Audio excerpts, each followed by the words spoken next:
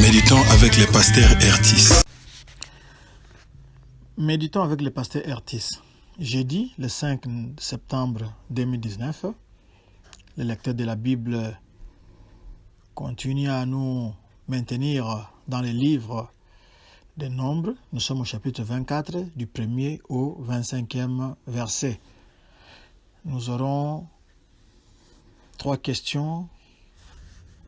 La première, c'est de quoi ou de qui parlent ces versets. La deuxième, y a-t-il un exemple à suivre ou ne pas suivre? Et la dernière, c'est quelle vérité Dieu me révèle-t-il? Nous verrons dans ces chapitres qu'Israël est favorisé et béni de Dieu. Et si vous lisez ces textes, vous verrez que Balaam avait livré plusieurs messages ou prophéties ou oracles. Il y en a même jusqu'à 7. Ça se trouve dans ces passages. Mais avant d'aller plus loin, nous allons prier pour que Dieu puisse parler à tout un chacun pendant ces temps. Seigneur, merci pour ta parole. Merci parce que toi, tu es le Dieu incomparable. Merci parce que toi, tu es le Dieu de victoire. Merci parce que toi, tu es le Dieu qui protège. Merci parce que toi, tu es notre avant et arrière-garde. Tu es notre tour fortifié. Tu es notre haute retraite. Nous bénissons ton nom parce que il n'y a point de Dieu comme toi dans tout cet univers. C'est toi qui fais ta loi, c'est toi qui dictes ta loi et personne ne peut la contester. Parle-nous maintenant au nom de Jésus-Christ. Amen. Au verset 2, peu importe l'endroit où Balaam pouvait se situer, bien-aimés, nous vous saluons tous et nous verrons que Dieu va parler au travers de lui. Depuis les sommets du mont Péor, Balaam avait commencé avec ses actes païens. Mais quand il les a abandonnés, alors l'Esprit de Dieu est venu sur lui. C'est une chose très remarquable quand nous considérons que Balaam n'était pas un homme de foi, mais la parole de Dieu, puisque Dieu voulait parler, alors la parole est passée par lui. Cela signifie pour nous que lorsque nous abandonnons nos péchés, lorsque nous abandonnons nos mauvaises voies, Dieu peut nous utiliser, Dieu peut parler au travers de nous. Nous allons au verset à partir de 15 jusqu'à 24. Balaam nous livre son 4e message et dans cet espace-là, nous avons un peu plus de détails sur les rois dont il est question là-bas. On a parlé du sceptre. Le sceptre, pour parler vulgairement pour que d'autres puissent comprendre, c'est les bâtons. Ou regardez simplement les évêques catholiques, ils ont une canne dont l'extrémité est recourbée. C'est ça un sceptre. Alors, on nous parle du roi qui est symbolisé ici par les sceptres. Et ces sceptres-là avaient déjà été introduits dans le 3e message, à partir du 3e jusqu'au 9e verset. Il va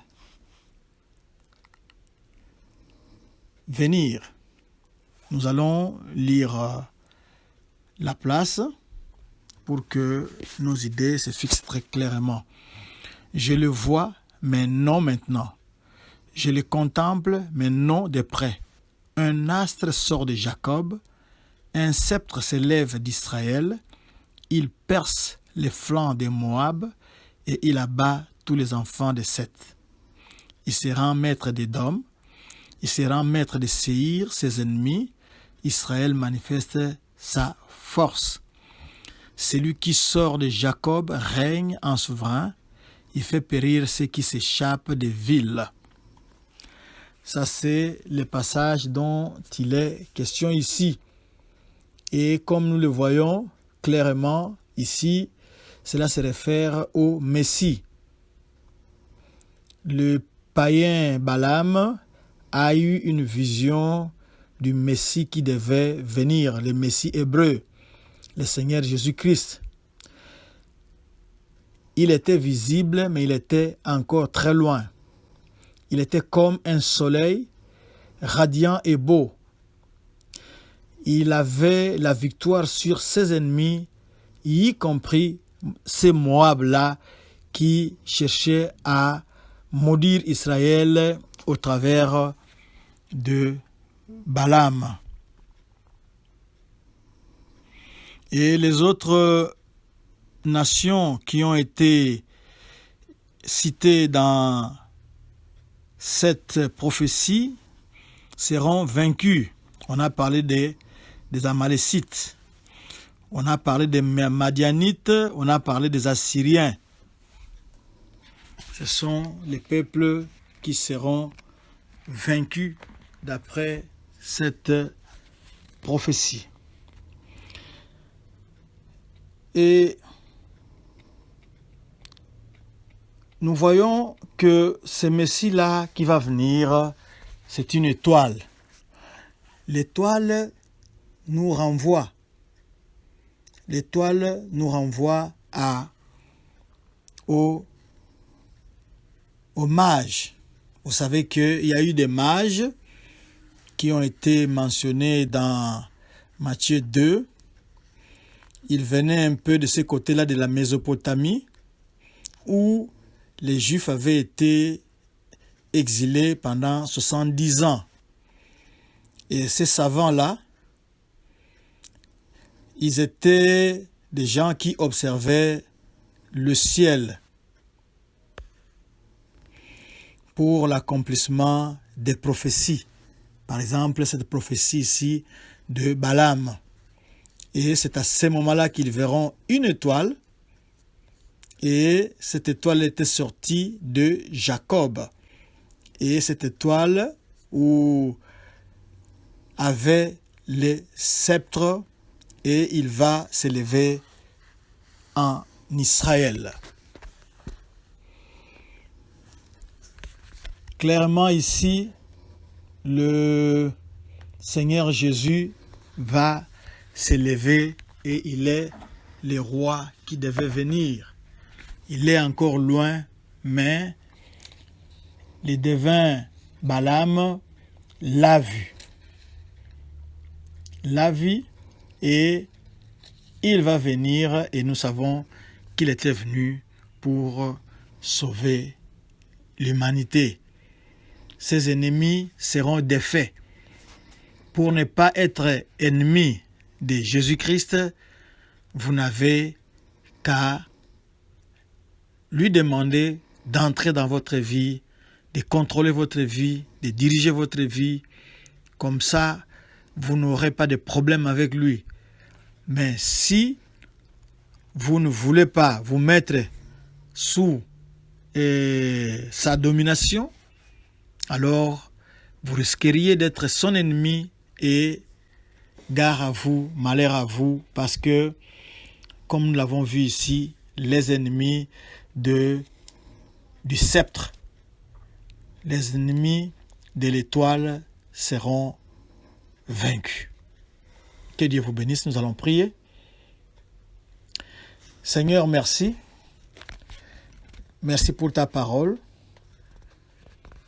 Merci parce que, tel que Moab, les ennemis du sceptre, les ennemis de l'étoile brillante du matin seront vaincus.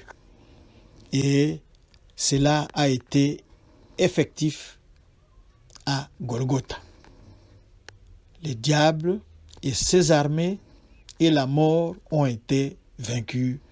Et maintenant, nous qui croyons en toi, Jésus-Christ, nous sommes plus que vainqueurs. C'est le message que nous proclamons. Grâce à toi, Jésus-Christ, nous sommes plus que vainqueurs. Alléluia. Amen. Si vous voulez retrouver cette méditation, tapez www.églisedoxadeo.com, cliquez dans Sermons, ensuite vous allez cliquer dans le blog. Là-bas, vous allez retrouver beaucoup de ressources spirituelles pour votre vie chrétienne. Que Dieu vous bénisse.